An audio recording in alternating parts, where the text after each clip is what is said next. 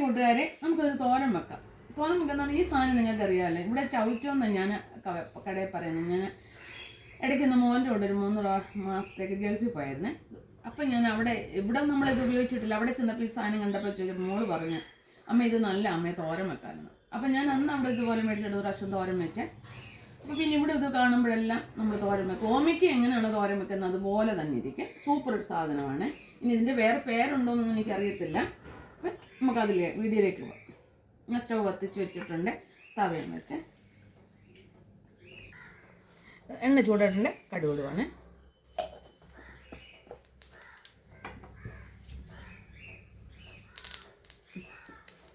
പച്ചമുളക് അതിനോടൊപ്പം തന്നെ ഞാൻ ശകല ഇടുന്നുണ്ട്.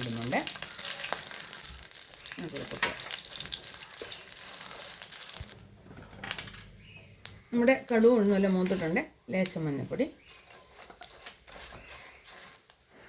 ഇത് ഒരു ശകലം ക്യാരറ്റ് ഉണ്ട്, ഒരു സവാളയുടെ പകുതിയുണ്ട്, ഒരു പച്ചമുളകുണ്ട്.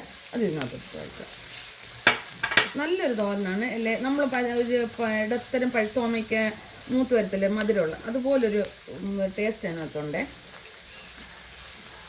പിന്നെ തേങ്ങയും വെളുത്തുള്ളിയും കൂടെ ചതച്ചതാണ് അതിനകത്തോട്ട്.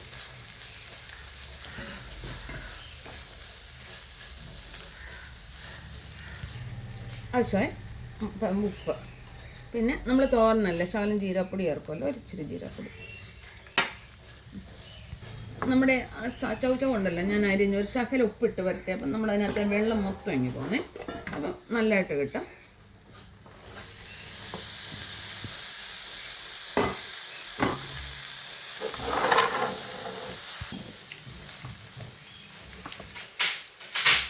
ഇനി നമുക്ക് ഓമയ്ക്ക തോരൻ ചെറുതീയിലൊന്ന് അടച്ച് വെച്ച് കഴിക്കാം. ചെറുതീ. ഞാൻ വെള്ളമൊന്നും ഒഴിച്ചിട്ടില്ല, ഇതിനകത്ത് തന്നെ വെള്ളം ഇറങ്ങിക്കോളൂ.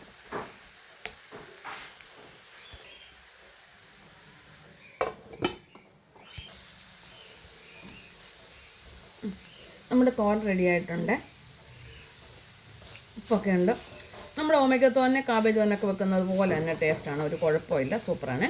അപ്പോൾ ഈ വീഡിയോ ഇഷ്ടപ്പെട്ടാലേ നിങ്ങൾക്ക് ലൈക്ക് ചെയ്യാനും ഫോളോ ചെയ്യാനും ഷെയർ ചെയ്യാനും മറക്കരുത്. കമൻറ്റും പാസ്സാക്കുക.